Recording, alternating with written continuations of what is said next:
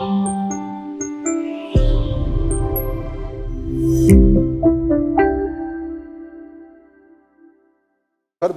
Galla Jayadev. Thank you, sir.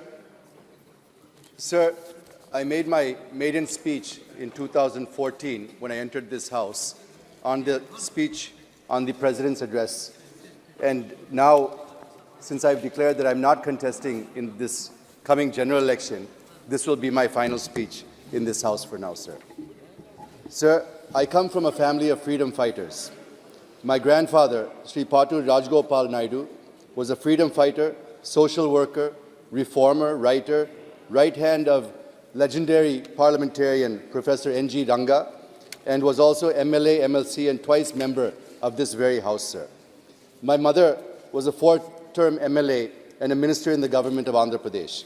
So I come from a family, sir, which has a legacy of fighting for the people. This is indeed the last session of the 17th Lok Sabha, and every member of the House is bidding adieu. And the reason that I've decided to not contest also is that it's not easy, sir, to sail on two boats in one go, to be in public life and also to continue as an entrepreneur. So I've decided to give a pause to my political life. Despite stepping aside from electoral politics, my commitment and resolve to serve the nation remains steadfast as I plan to contribute to the country's development by investing, innovating, creating employment opportunities, and generating revenue and wealth for the nation, sir. My group of companies is providing jobs to about 17,000 people and undertaking various welfare measures for them and their family members. So I serve the country in a different form, sir, and I'm sure this House and the people of my state will appreciate my decision. Before I start my observations on the President's address, I would like to take the opportunity to first thank our party President, Sri Nara Chandrababu Naidu Garu, who has allowed me to be part of this House twice. And I admit that I have learned a lot from him, and he has guided me during my tenure and difficult times. I also would like to thank the Honourable Speaker and all the chairmen for their help, cooperation, and guidance in this House. I also express my gratitude to the officials of the Lok Sabha Secretariat, who are always ready to help the members.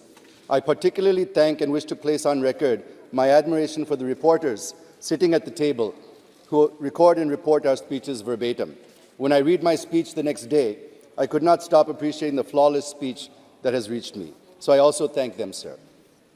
And more than anybody else, I sincerely and wholeheartedly express my deep sense of gratitude to every single team member of my Guntur parliamentary constituency, the TDP leaders and the colleagues of Guntur, without whose support, cooperation, and blessings, I would not have been able to undertake my 10-year successful journey as an MP and would not have done whatever I could for the people of Guntur.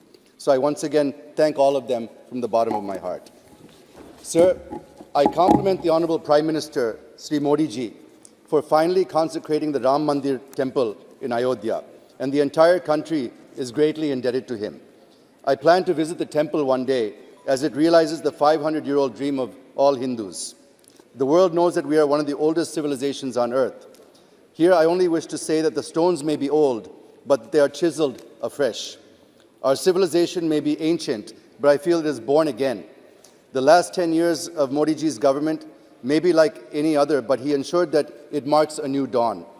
The date of 22nd January in many ways has redefined and rediscovered our civilization.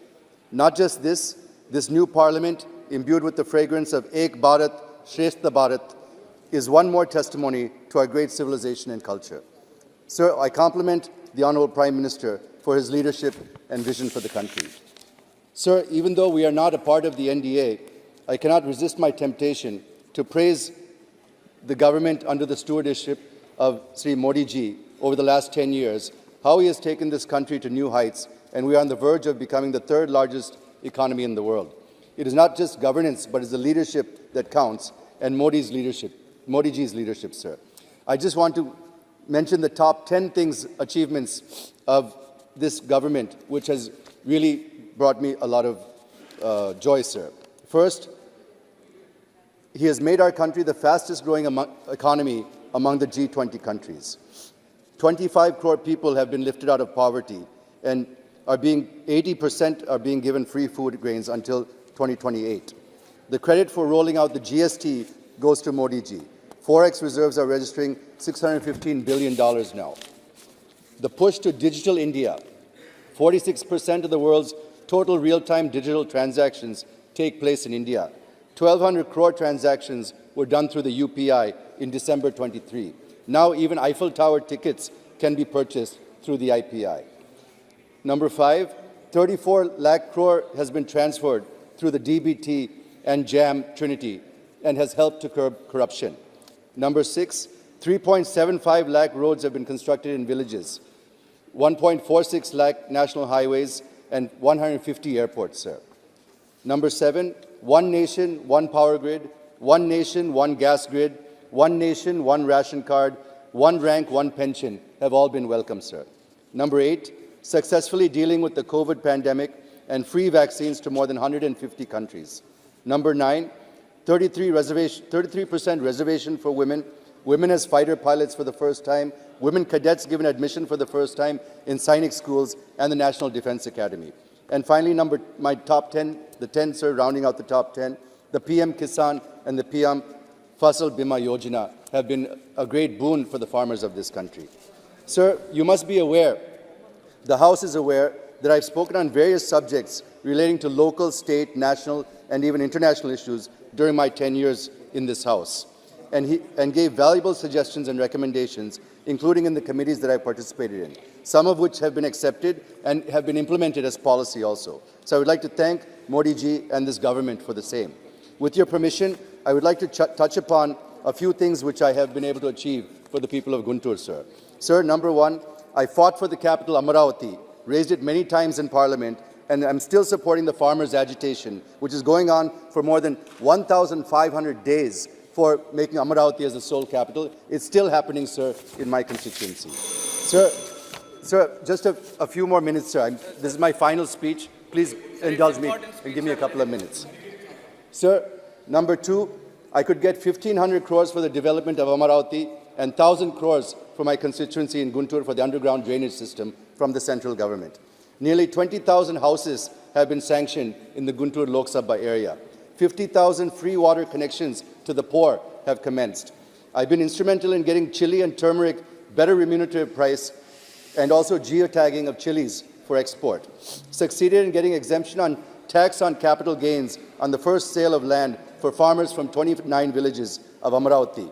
The Kondaviti Vagu lift irrigation project was completed. Many lift irrigation projects were completed in the constituencies, sir. AIMS in Mangalgiri, CHC in Tullur, and PHCs in Chebrolu, Dugrala, Vatticherukuru, and Medikonduru have been completed, sir. I played a crucial role in announcing Amaravati as a smart city. Development of Guntur road infrastructure, including the inner ring road. Various railway works under progress. 1 kV Kendra Vidyalaya at Tenali in my tenure. National Agriculture University for Guntur. 60 crores worth of development undertaken in 10 years with MP LAD and Mandrega funds. And the list goes on, sir. Sir, the Honorable President has rightly mentioned about setting up of a central tribal university in Telangana. I welcome it. But at the same time, I ask the Honorable Prime Minister as to what his government has done about various institutions mandated to be set up in the state of Andhra Pradesh under the AP Reorganization Act. As per the 13th schedule of this Act, the Government of India should set up 11 institutions, right from Tribal University to National Institute of Disaster Management. Sir, the less I talk about Polavaram, the better. When TDP left the government in 2019, about 75% of the project was completed. But now, even after 5 years, it appears the project is exactly where it was 5 years ago. Since this is my final speech, I appeal to the Honorable Prime Minister to approve the second revised cost estimate of the project, which comes to 55,656 crores, and complete the project in a time-bound manner. Sir, again, I don't want to enter into a debate on special category status to AP. It was Modi ji and former Vice President Shri Venkaiah Naidu Garu who promised SCS for 10 years to the state. Nothing happened, and the Government of India is trying to escape by showing non-existing 14th Finance Commission recommendations. All I ask the Honorable Prime Minister is to either give special category status to AP or extend all facilities, financial and otherwise, that are being extended to the northeastern and the hilly states, also to AP as a stopgap arrangement till SCS is confirmed for a period of 10 years, sir. Sir, there are other issues such as setting up a major port, integrated steel plant, crude oil refinery, and petrochemical complex, establishing a new railway zone in Visakhapatnam, development of a metro rail facility in Visakhapatnam, and connecting Vijayawada, Guntur, Tenali, among other things. The railway minister is on record saying that the government of AP has not given land for a new railway zone, but government of AP says it has given land. So whom to believe, sir? We need a clarification. Sir, since I'm not speaking on the budget, I wish to just touch upon a couple of points on the Indian economy. Sir, by moving from the 10th largest economy 10 years ago to the 5th largest is an indisputable fact that we are one of the biggest bright spots in the world's economy today. Modi ji rightly says that we have immense potential, backed by impressive performance during the last decade, as we could demonstrate and showcase robust and resilient growth driven by perseverance, ingenuity, and vision. I wish that Bharat continues this in the coming years and becomes the 3rd largest in the next 2 to 3 years' time. We should all agree that reforms help us to be the fastest growing economy among G20 countries.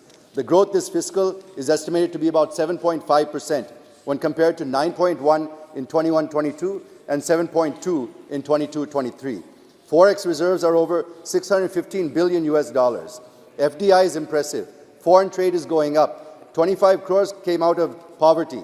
Unprecedented creation of infrastructure with 23.5 lakh crore tax receipts and 30.3 lakh crore revenue receipts are very healthy, and less anticipation of borrowings are there in the coming fiscal.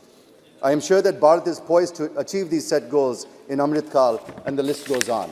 But at the same time, we should admit that we are not able to provide jobs that people are expecting. We are still making the industry run from pillar to post for approvals and permissions, particularly in sectors like EV and lithium-ion battery manufacturing, among others, and imposing duties on them despite claiming that Government of India is facilitating ease of doing business. I appeal to the Honourable Prime Minister to focus a little bit more on this, sir. Otherwise, it's not easy to achieve the objectives behind Atmanirbhar Bharat. There are some challenges that our economy is facing, such as increasing integration of the global economy, and to be in tune with that, we have to push our domestic performance and also be ready to bear the spillover effects of the global economy. Secondly, artificial intelligence and the challenges it poses to governments, given apprehensions that AI may eat away jobs, particularly in the services sector. Thirdly, non-availability of talented and skilled workforce in the industry. I am sure the government is looking into these and other issues to further propel the growth to become the 3rd largest economy, sir. Sir, we are in the election year, and a couple of months from now, we are going to have general elections and also assembly elections in my state, sir. For free and fair elections, the Election Commission should ensure error-free electoral rolls. But if you look at AP, the ground reality is the other way around. The DEOs and EROs are not following the directives of the ECI in preparing error-free electoral rolls due to pulls and pressures from the ruling dispensation. The delegation of TDP met the full ECI, and letter was also written by former CM Sri Nara Chandrababu Naidu Garu about the subjugation of the democratic rights of the people of AP through electoral malpractices and of removing names of TDP supporters and sympathizers from the electoral list. So there is a need to immediately deploy electoral roll observers in AP from Government of India to stop these electoral malpractices. The unfortunate part is that the field machinery deployed, instead of correcting mistakes in the electoral rolls, which is the crux of the issue, took a casual approach by transferring the responsibility to lower officers and not following strict and meticulous instructions given by the ECI. Kindly conclude. Sir, I'm just coming to the conclusion, sir. Sir, I'm coming to the conclusion. As I said, sir, I'm taking a break from politics, and the reason is I cannot sail on 2 boats at the same time due to various limitations. I feel that businessmen are a very important part of the political process, which is essential in my opinion, as they play a pivotal role in driving the economy and its growth. They need to have freedom to express themselves and to take a stand against the government of the day when necessary, without fear of reprisals and attacks on their business. The institution should ensure, the Parliament should ensure that law-abiding businesses are not exposed to harassment, even if they don't share the same political views. This is extremely important, sir, because if we look at the affidavits submitted by all the members, 20% of this Lok Sabha are declared as businessmen. I'm sure all of them are having the same problems that I faced in this last 10 years. In the developed world, Business people are encouraged to be part of the political administration as they can play an important part in helping people take charge of their economic destinies. Unfortunately, in our country, this means constant fear of reprisals and vendettas. To start and run a business, one has to get more than 70 approvals from various agencies at the local, state, and central level. And each of these agencies can be weaponized by the party in power, which is detrimental to the Make in India initiative, Atmanirbhar Abhiyan, and defeats the very objective of ease of doing business. While I may be stepping away from politics, I will not be sleeping, sir. I will continue to contribute to my state and to the country as a businessman by investing, innovating, and creating employment opportunities, revenue, and wealth for the nation. When I can devote my full time to politics and be the type of representative that I want to be and that the people deserve, just like Sri Ram's return after his 14 years of Vanavas, I will also come back stronger, sir. With these words, I support the motion and thank the Honourable President for her address to both the Houses. Thank you for giving me the time. Thank you very much.